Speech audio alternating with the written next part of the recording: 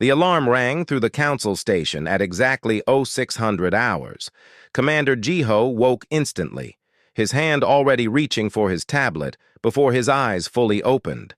30 years in the military had trained his body to react before his mind caught up. The message on the screen made his blood run cold. All senior staff report to Command Center immediately. Priority Alpha. Priority Alpha meant only one thing. Something very bad was happening. Jiho dressed quickly and ran through the metal corridors of the massive space station. Other humans rushed past him, their faces tight with worry. The council station's zenith was home to representatives from all 12 galactic races. Humans were the newest members, joined only 83 years ago. Most of the older races still treated them like children. The command center was already crowded when Jiho arrived. Massive screens covered the walls, showing star maps and data streams. Ambassador Hyun-woo stood near the center, his gray hair perfectly combed despite the early hour. The ambassador was speaking with a tall insectoid creature. The Veltari were the oldest race in the galaxy, and they ran the military. "Commander Jiho," Hyun-woo called out. "Come here. They need to tell you something." The Veltari turned its compound eyes toward Jiho. High Admiral Korvan clicked his mandibles together, which Jiho had learned meant disapproval. "Human Commander." Korvan's translator device made his words sound flat and emotionless. "We have detected a massive threat at the galaxy's edge. Long-range sensors show something we have not seen before." Jiho moved to the main screen. The image showed a dark cloud spreading across space. It was enormous, covering hundreds of star systems. "What is it?" Jiho asked. "We call it the Void Swarm," another alien spoke up. This one was from the Nexari race, beings made of pure crystalline energy. "Our records show it has destroyed 17 other galaxies. Now it comes for ours." The room fell silent. 17 galaxies. The number was too large to imagine. "How long do we have?" Jiho asked. 3 weeks until it reaches the Outer Rim colonies," Korvan said. "We are calling together the full Council Armada. 50,000 warships will meet the threat." Jiho felt a small spark of hope. 50,000 ships was the largest military force ever assembled. Surely that would be enough. "What are Earth's orders?" he asked. Korvan's mandibles clicked again. "Humans will remain in the rear positions, supply duties only.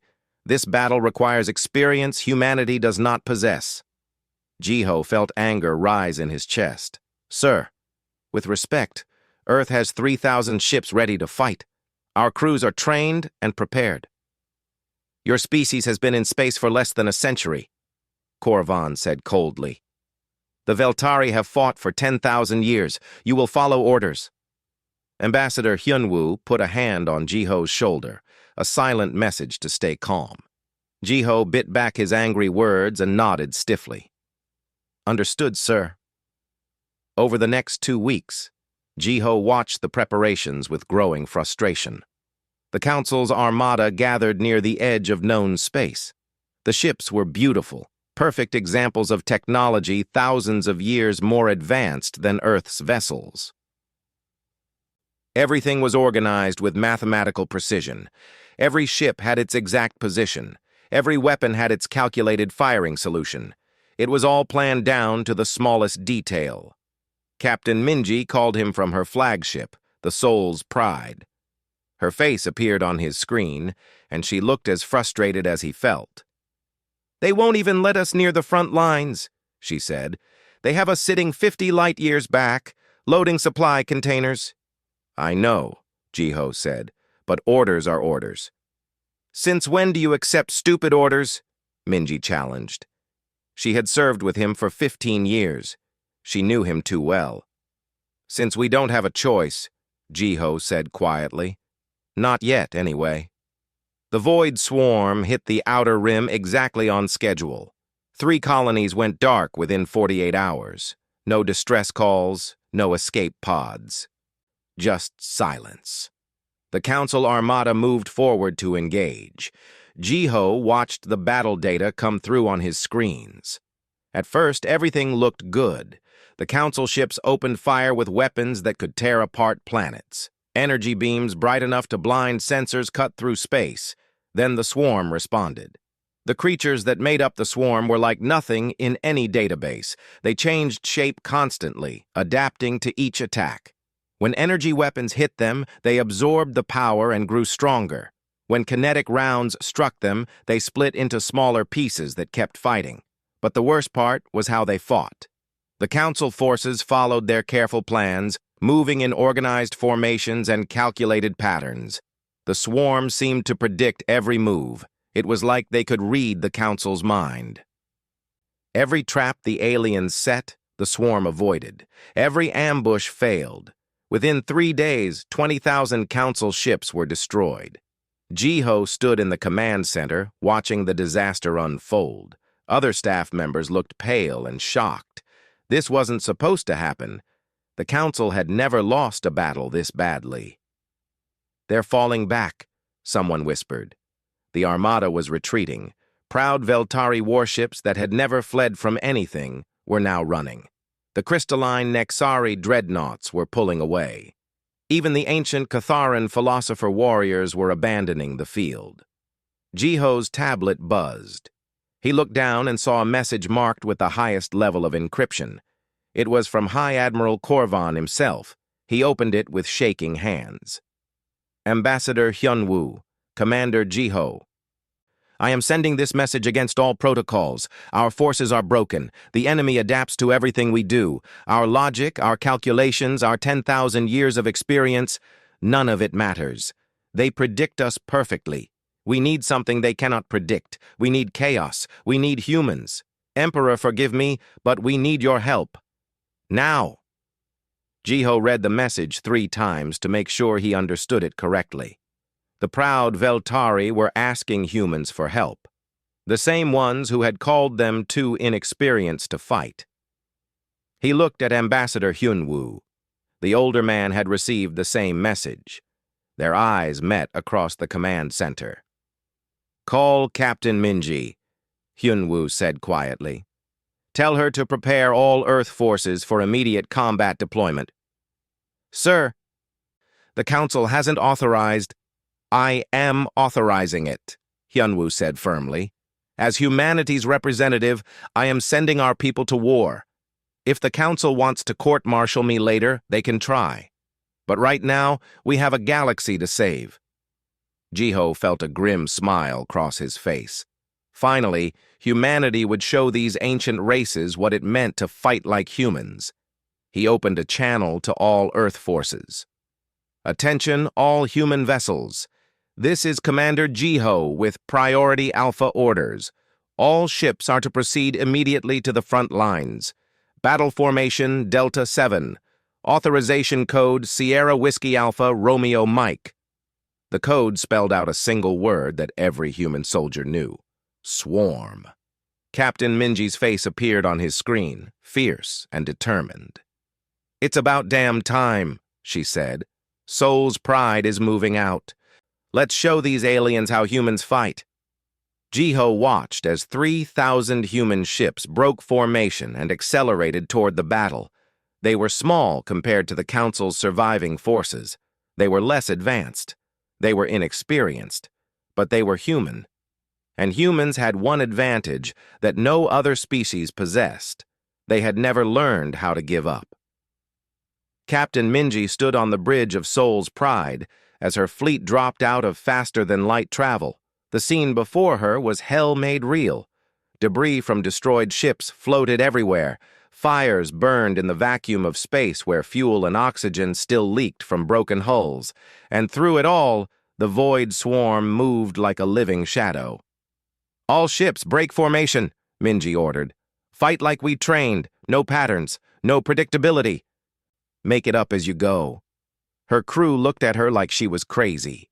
Breaking formation went against everything they learned in the academy, but Minji knew something the academy teachers didn't. Sometimes survival meant throwing away the rule book. The human ships scattered in a dozen different directions.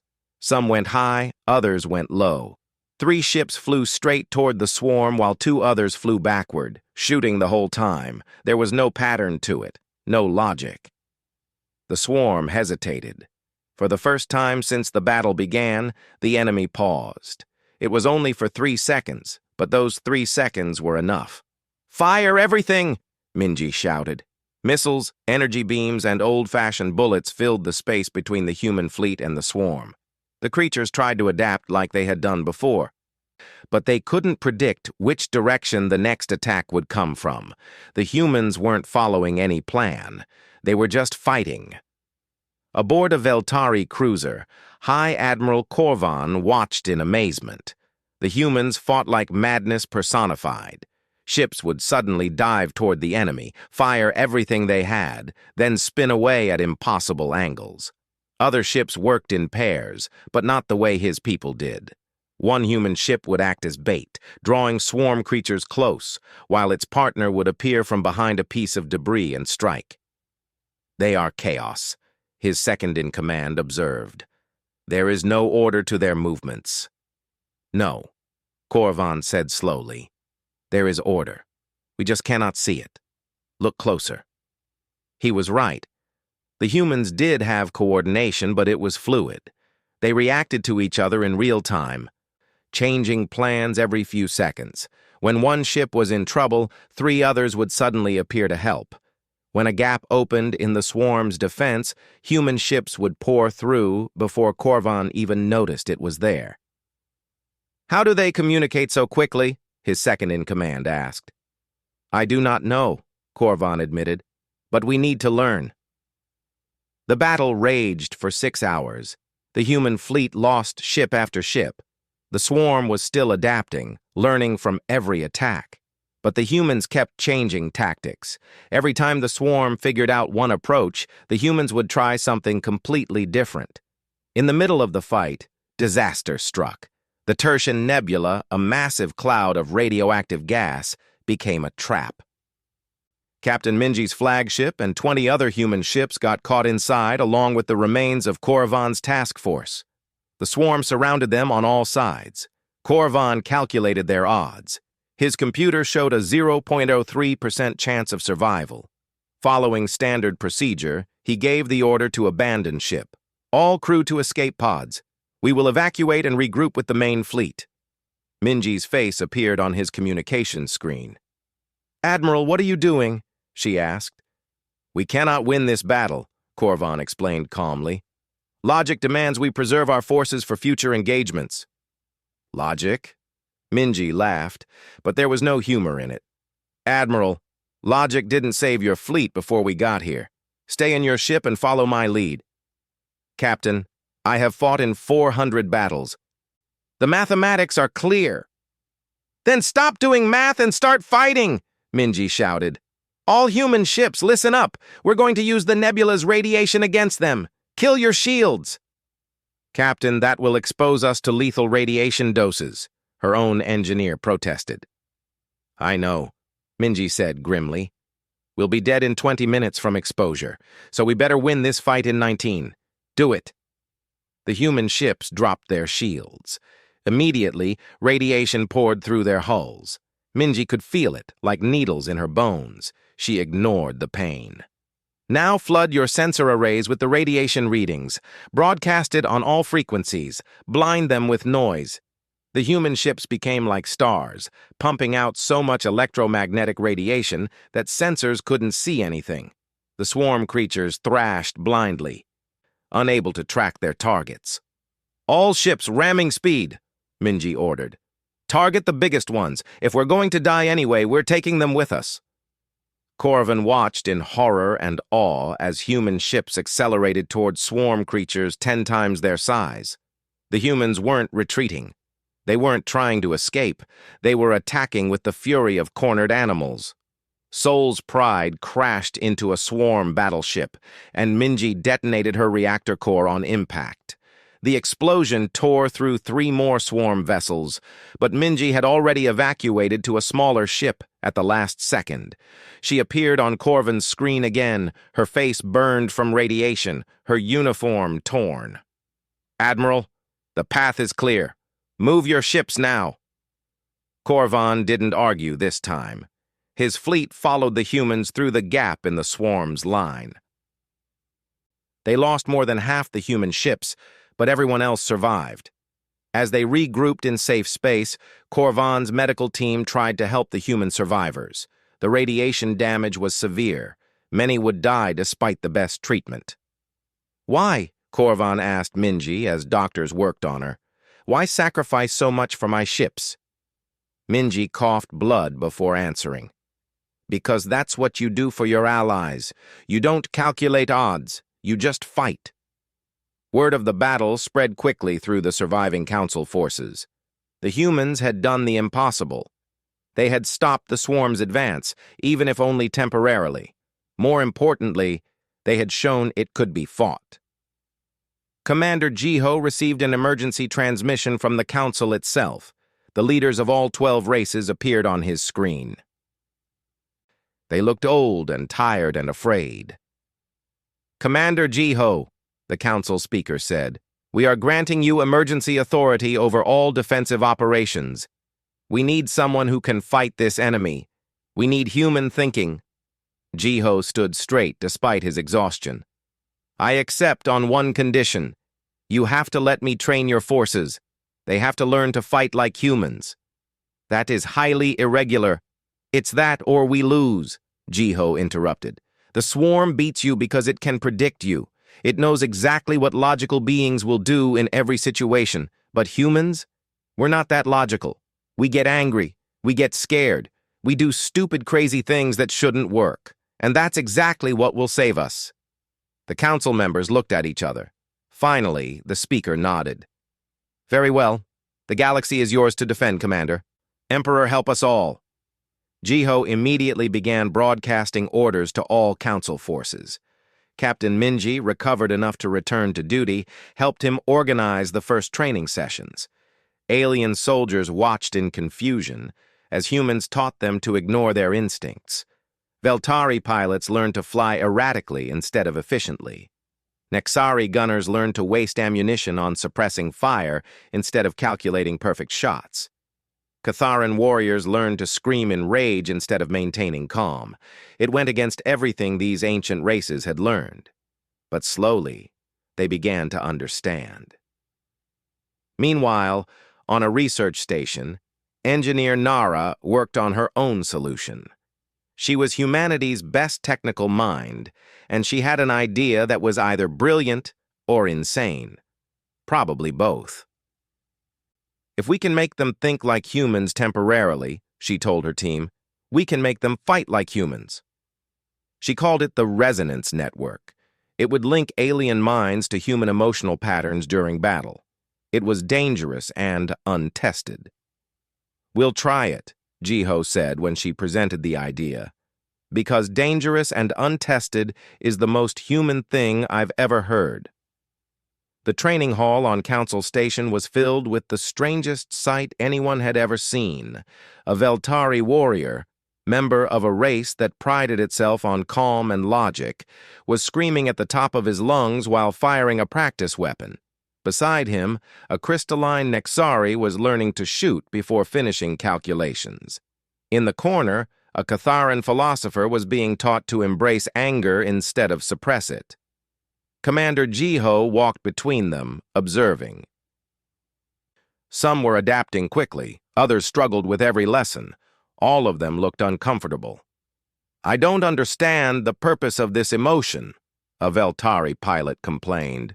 "Fear makes my aim worse. Anger clouds my judgment." "That's because you're trying to fight against it," Minji explained. She had been released from medical care early to help with training. "Stop trying to control the emotion. Let it fuel you. Feel the fear, then use it. When you're scared, you move faster. When you're angry, you hit harder. That's the secret." "This is not how wars are won," a Catharan general protested. 10,000 years of military doctrine."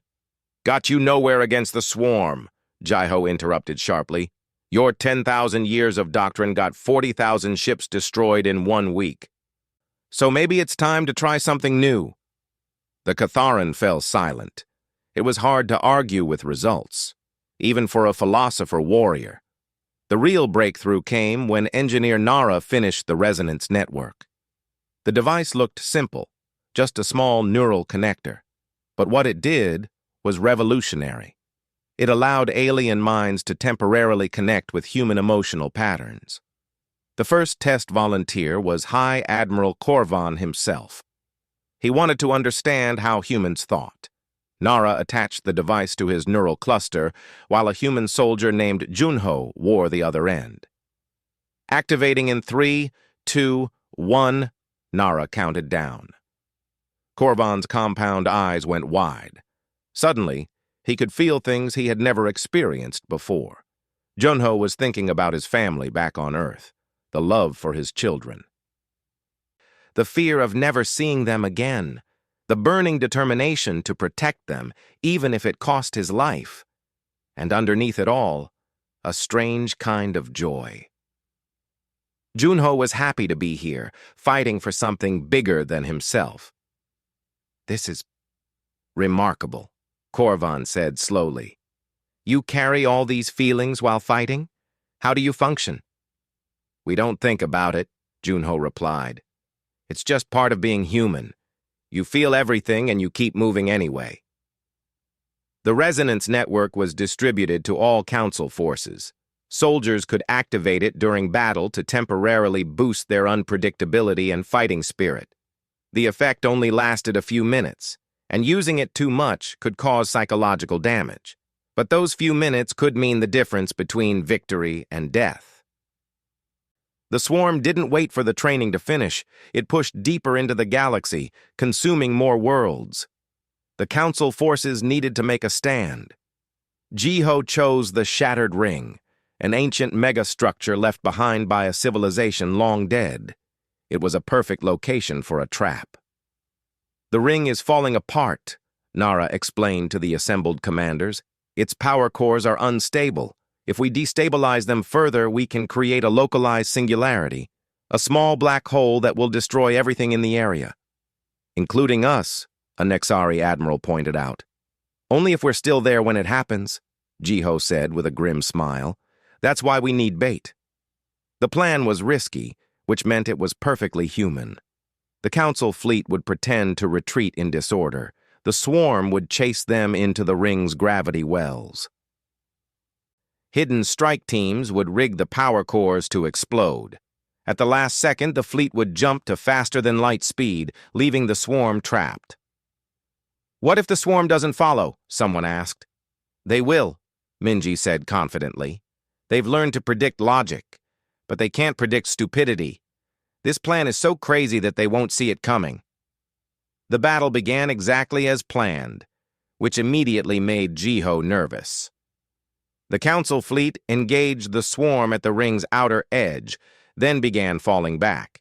But they didn't retreat in orderly formations like the swarm expected. Ships scattered in random directions. Some moved too fast, others too slow. 3 vessels went the complete wrong direction entirely.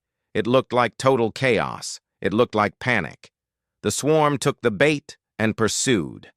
Deep inside the ring, human strike teams worked frantically. They had only minutes to overload all 60 power cores simultaneously. If even one core failed to detonate, the singularity wouldn't form. The whole plan would fail. One team was led by a young soldier named Do Yun.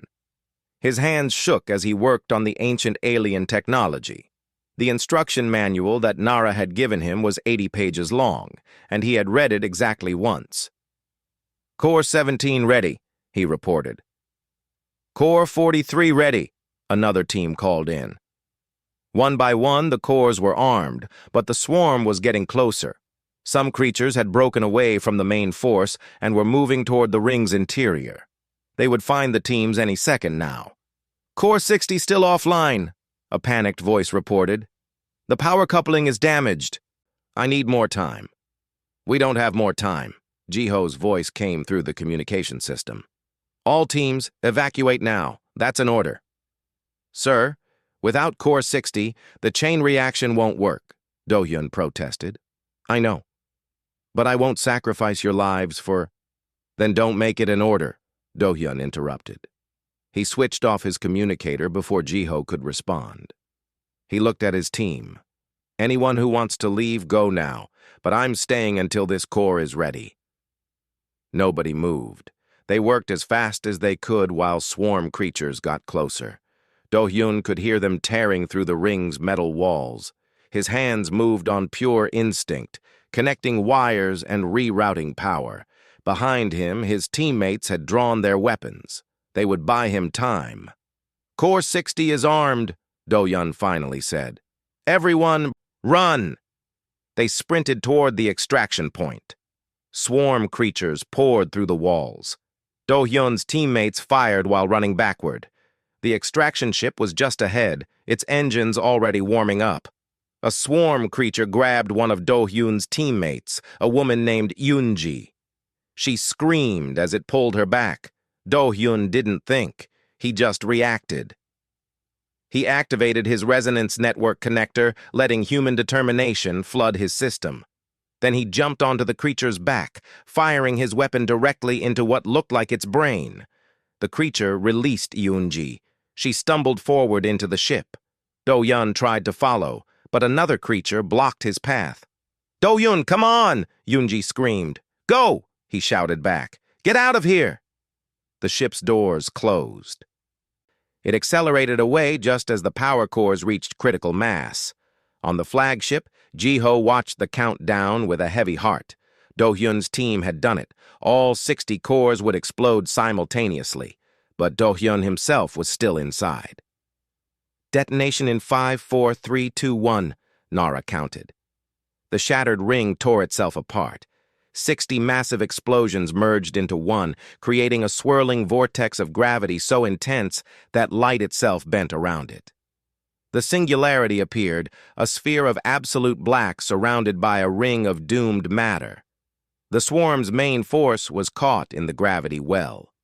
Millions of creatures were pulled into the black hole, crushed down to atoms and then less than atoms. The swarm tried to escape, but gravity doesn't care about adaptation or intelligence. It consumed everything equally. When it was over, 1/3 of the swarm's invasion force was gone. The Council forces had won their first major victory, but the cost was heavy. 40,000 people died in that battle. 15 human teams never made it out of the ring. Do-hyun's name was added to a list that grew longer every day. That night, Jiho stood alone in his quarters, looking at the list of casualties. Minji found him there. "We won," she said quietly. "I know," Jiho replied, "but did you see how we won? We taught the entire galaxy to fight like humans. We taught them to embrace chaos and emotion and sacrifice. We made them like us." "Is that a bad thing?" "I don't know," Jiho admitted. "We saved them, but we also changed them forever. Sometimes I wonder if the galaxy will thank us or hate us when this is over." Minji put a hand on his shoulder. "Right now, they're alive to make that choice. That's enough." Jiho nodded slowly. She was right. They could worry about the future later. Right now, there was still a war to win, and the swarm was not finished yet. The message came through on every frequency at once. It was the swarm's first communication, and it spoke directly to humanity. "You are the anomaly," the voice said. It sounded like 1,000 voices speaking together, cold and emotionless. "You are the chaos in our calculations. Withdraw from this conflict. Return to your worlds. We will spare Earth and all human colonies. This is our only offer." Ambassador Hyunwoo stood in the council chamber, reading the message again. Around him, alien leaders argued about what to do. Some thought humans should accept. Others called it a cowardly trick. "Silence," Hyunwoo said quietly, but his voice carried through the chamber. Everyone stopped talking. "I will give the swarm our answer." He activated the communication system. His message would broadcast across the entire galaxy. "To the Void Swarm. You offer to spare humanity if we abandon our allies. Here is our response. We choose to fight. We have been fighting since we crawled out of caves and faced the dark. We fought predators with nothing but stones. We fought disease with nothing but hope. We fought each other and learned to forgive. Every monster we faced, we beat. You are just another monster in a long line. Come to Earth if you dare. We will show you what humans do to monsters." Hyunwoo ended the transmission. The council chamber was silent for a moment. Then, slowly, a Veltari commander began clicking his mandibles together in approval. A Nexari joined in with harmonic tones. Soon, every race was making their own sounds of agreement. "Humanity has spoken for all of us," the council speaker said. "We stand together." But standing together and winning were different things. The swarm redirected 70% of its forces toward Earth. Billions of creatures converged on the Sol system, humanity's home. Captain Minji took command of Earth's orbital defense. Every ship, station, and weapon platform mobilized. Civilian ships were armed with whatever weapons could be attached. Even old museum pieces from the early space age were pulled out and prepared for battle. "They're coming," her sensor officer reported. "Contact in 6 hours." Minji looked at the tactical display. The swarm's force was massive, blotting out the stars. Earth's defenders numbered in the thousands. The swarm numbered in the billions. "Send a message to all ships," Minji ordered. "Today, we fight for our home. Today, we show the universe why you don't threaten Earth. Today, we make them sorry they ever came here." Around the solar system, millions of humans prepared for battle. Soldiers checked their weapons. Engineers reinforced shields. Families hugged each other goodbye. Everyone knew what was coming. Commander Jiho coordinated the defense from Earth's orbital command center. The Council forces had arrived to help, their ships mixing with human vessels. Veltari warriors were screaming war cries now. Nexari soldiers were making illogical sacrifices. The whole galaxy had learned to fight like humans. All forces. "Battle formation Omega," Jiho commanded. "Remember your training. Stay unpredictable. Trust your instincts." Engineer Nara worked in the command center's technical bay. She had one last trick prepared. The Humanity Protocol, she called it. It would broadcast human emotional intensity across the entire resonance network simultaneously. Every soldier fighting for Earth would temporarily feel like a human at peak battle readiness. The cost would be enormous. The network might burn out permanently. Some users might suffer brain damage, but if they lost this battle, none of that would matter anyway. "Protocol is ready," Nara reported. "Say the word, and I'll activate it." "Not yet," Jiho said. "We save it for when we need it most." The swarm arrived exactly on schedule. The sky filled with their ships. They moved like a single organism, flowing around obstacles and adapting to every defense. The battle began. Earth's moon base fired first, launching thousands of missiles. The swarm absorbed them, adapted, and kept coming.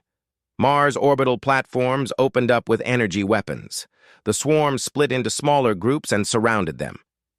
"Deploy the asteroid field," Minji ordered. Hundreds of asteroids that had been mined and hollowed out suddenly activated. They were bombs, each one filled with antimatter. They detonated among the swarm's formations, creating explosions that could be seen from Earth's surface. The swarm hesitated for 3 seconds. Then it pushed forward again. The battle raged for 3 days without stopping. Earth's defenders fought like demons. Ships that ran out of ammunition rammed into swarm creatures. Stations that lost power used manual weapons. When Mars's defenses fell, the survivors evacuated to Earth, determined to make their final stand. On the 7th day, disaster struck. The swarm broke through Jupiter's defensive line. The path to Earth was open. "Activate the Humanity Protocol," Jiho ordered. Nara's hands shook as she pressed the button. Across the entire battle space, every soldier connected to the resonance network suddenly felt a surge of emotion. Love for their homeworlds, rage at the invaders, determination that went beyond logic, fear that transformed into strength. A Veltari pilot who had never screamed in his life suddenly roared like a human warrior. He dove his ship straight into a swarm battleship, laughing as he fired everything he had. A Nexari gunner stopped calculating perfect shots and just fired, putting more rounds downrange in 1 minute than she had in the previous hour. All across the battle, Council forces discovered what it meant to truly fight like humans. Not just following human tactics, but feeling human emotions in their core. The swarm's formation wavered. Its predictions started failing. How do you predict someone who has stopped being logical entirely? But it wasn't enough. The swarm was still too powerful. It reached Earth's orbit. Captain Minji watched as swarm creatures began entering the atmosphere. Her flagship was heavily damaged. Her crew was down to half strength. She had one antimatter bomb left, Earth's entire strategic reserve. She knew what she had to do. "Helm! Set course directly for that." She pointed at the largest swarm ship, the one that seemed to be coordinating all the others. "Full speed." "Captain, that's suicide," her first officer protested. "I know," Minji said calmly. She activated the ship-wide communication. "All crew, this is the captain. I'm ordering immediate evacuation. Get to the escape pods now. That's an order. You have 3 minutes." "What about you?" someone asked. "Someone has to pilot the ship," Minji said. "Someone has to make sure we hit the target. Now go. Make sure someone remembers we were here." Her crew evacuated reluctantly. Minji sealed the bridge and took manual control of Soul's Pride. The ship accelerated toward its final destination. "This is Captain Minji to all forces. I'm going to hit their command ship with everything we have. When it goes down, pour everything into the gap. Don't let my sacrifice be for nothing." High Admiral Corvan's voice came over the channel. "Captain, it has been an honor to fight beside you." "The honor was mine," Minji replied. She armed the antimatter bomb. Soul's Pride crashed into the swarm command ship at full speed. Minji had 1 second to smile before the bomb detonated. The explosion created a light bright enough to be seen from Earth's surface. The swarm command ship vanished, taking thousands of other swarm creatures with it. In the command center, Nara was watching the battle data when she saw something strange. The swarm was broadcasting on a quantum frequency she had been studying. It was how they coordinated their actions. And right now, with their command ship destroyed, the frequency was wide open and vulnerable. "I can hit them," she said suddenly. "I can broadcast into their network." "Broadcast what?" Jiho asked. "Everything. All the data from the humanity protocol, music, emotions, poetry, screams, laughter, pure human chaos. If I flood their network with it, they won't be able to process it." "Do it," Jiho ordered. Nara worked frantically, gathering every piece of human culture she could find, songs from every nation, poems in every language, recordings of laughter and crying, battle cries and lullabies. She dumped it all into a single massive data stream and broadcast it directly into the swarm's quantum coordination network. The effect was immediate and catastrophic. The swarm was a collective intelligence built on cold logic and mathematical prediction. It couldn't process human emotion. It tried to adapt, but how do you adapt to a love song? How do you predict a joke? How do you counter determination that makes no logical sense? The swarm's coordination collapsed. Individual creatures started attacking each other. Some fled in random directions. Others simply stopped moving. "All forces, press the attack," Jiho shouted. "Don't give them time to recover." Council forces and human ships poured through the gap in the swarm's formation. They fought with everything they had left.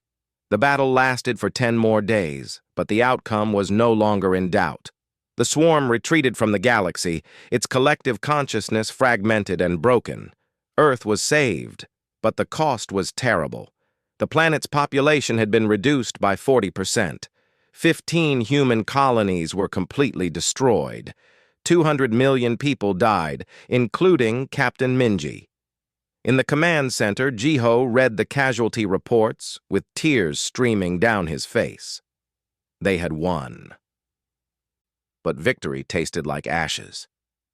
3 years passed. Commander Jiho stood in the rebuilt council chamber, looking very different from the young officer who had woken to that alarm so long ago. His hair was gray now. Lines marked his face. But his eyes were still sharp and determined. The chamber itself had changed, too. Where once the council seats had been arranged in a perfect circle, showing all races as equal, now there was a new position. The Human Defense Commission sat at the center, with Jiho as its supreme guardian. It wasn't about humans being better, Jiho had explained when they offered him the position. It was about humans being necessary. Every species now understood that the galaxy needed someone who could think like humans, someone who could embrace chaos when logic failed. Today we celebrate the 3rd anniversary of victory, the council speaker announced, and we honor those who fell defending our worlds. Images appeared on the chamber's walls. Captain Minji's face was among them, forever young and smiling. Beside her were thousands of other humans, and millions of aliens who had learned to fight like humans and paid the ultimate price for that knowledge. Ambassador Hyunwoo, older but still strong, spoke to the assembled leaders. We changed the galaxy in this war. We taught you to feel emotions you had suppressed for thousands of years. We showed you that logic alone cannot win every battle. Some of you are grateful. Some of you resent what we did to your cultures. Both reactions are valid, but we are all alive to have this conversation, and that matters most. After the ceremony, Jiho found himself in the observation deck, looking at Earth below. The planet showed scars from the battle. Where cities once stood, reconstruction was still ongoing. But life continued. Humans were good at that, continuing even when everything seemed broken. Engineer Nara joined him at the window. She was chief of advanced research now, leading the galaxy's most important scientific projects. The resonance network is stable, she reported. We can keep using it safely now. Every council ship has at least one human advisor to help their crews access it during combat. How many species are using it regularly? Jiho asked. All of them, Nara said. Even the Catharan, and they were the most resistant. Turns out even philosophers need to feel anger sometimes. Jiho smiled slightly.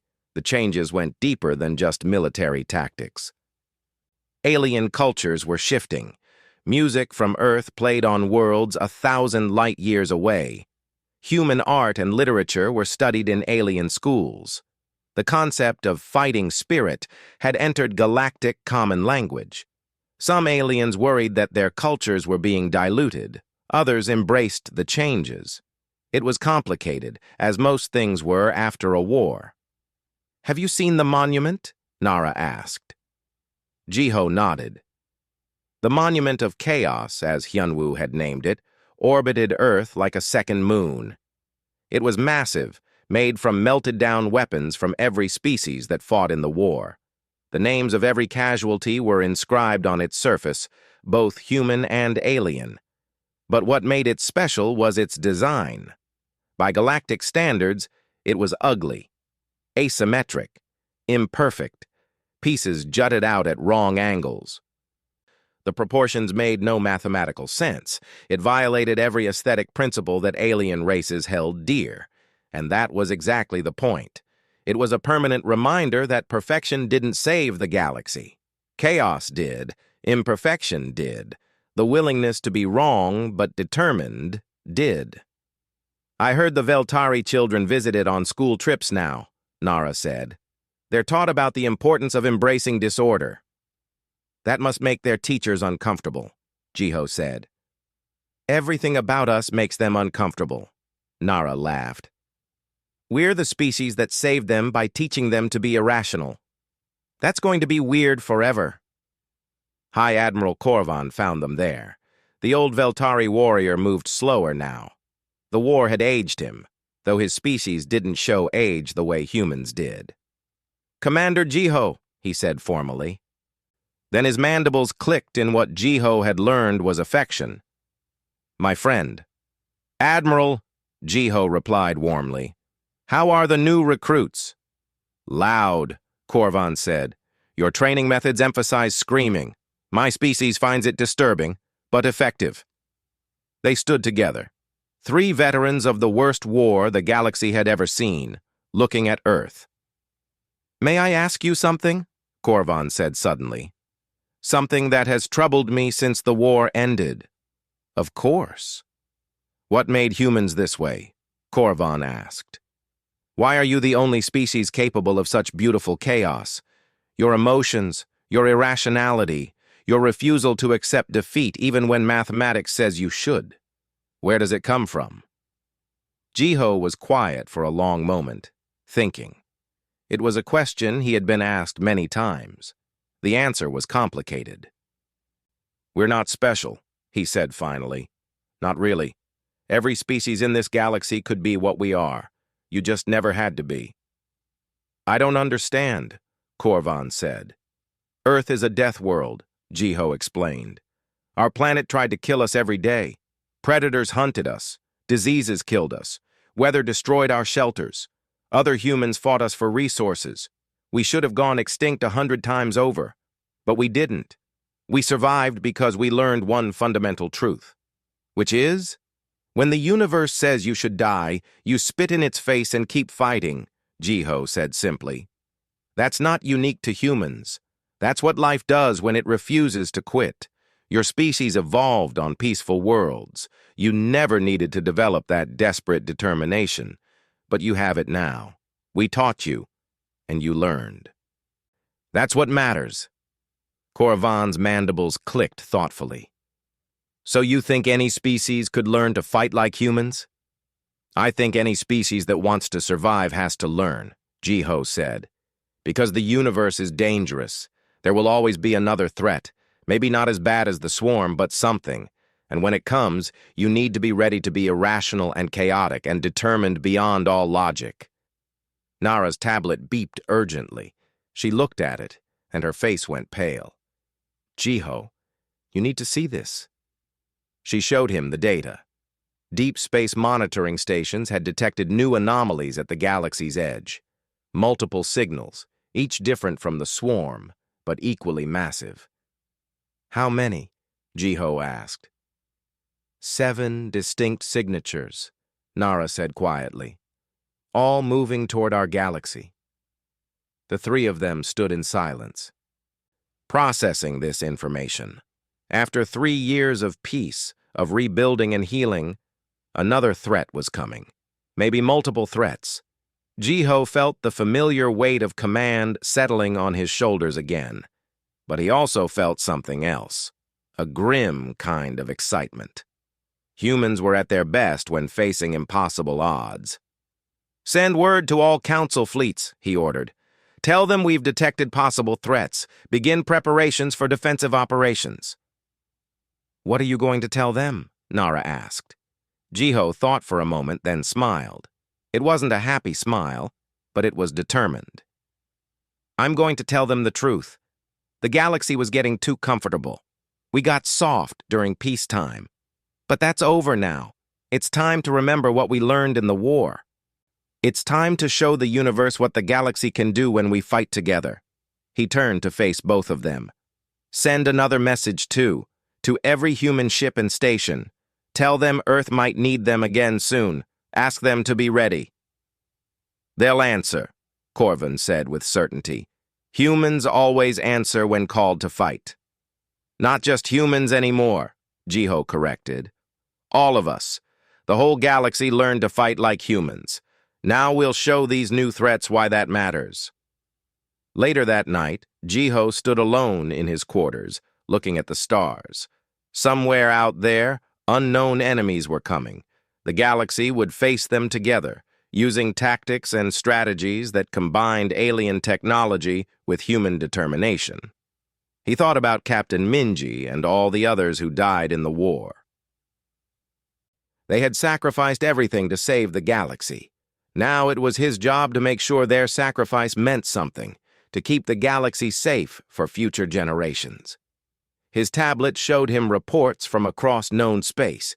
Human advisors were training with alien crews. The resonance network was being upgraded. New weapons were being developed based on lessons learned from the swarm. The galaxy was preparing, not with the calm, logical preparation of before, but with fierce determination, with emotion, with the understanding that sometimes survival required being willing to break all the rules. Jiho opened a communication channel to all Council forces. His message would reach every ship, every station, every world. This is Supreme Guardian Jiho. You all know by now about the new threats approaching our galaxy. Some of you are afraid. Some of you want to calculate our odds of survival. Don't. Fear is useful, but doubt is not. We will face whatever comes together. We will fight like the galaxy has learned to fight, with courage and chaos and the refusal to surrender. 3 years ago, we proved that determination beats logic. Now we'll prove it again. Stay ready, stay strong, and remember what we learned. The universe is dangerous, but we are dangerous too. He ended the transmission and smiled. The galaxy had changed. They weren't the same careful, calculated civilizations they had been before humans arrived. They were something new now, something that could survive anything. Outside his window, Earth continued to rebuild. Children played in parks, families gathered for meals, people laughed and loved and lived. That was what they had fought for. That was what they would fight for again. The new threats were coming. The galaxy would be ready. They would show the universe the same thing they had shown the Void Swarm. When you threaten the galaxy, you don't face 12 ancient races anymore. You face 12 races who learn to fight like humans, and that makes all the difference.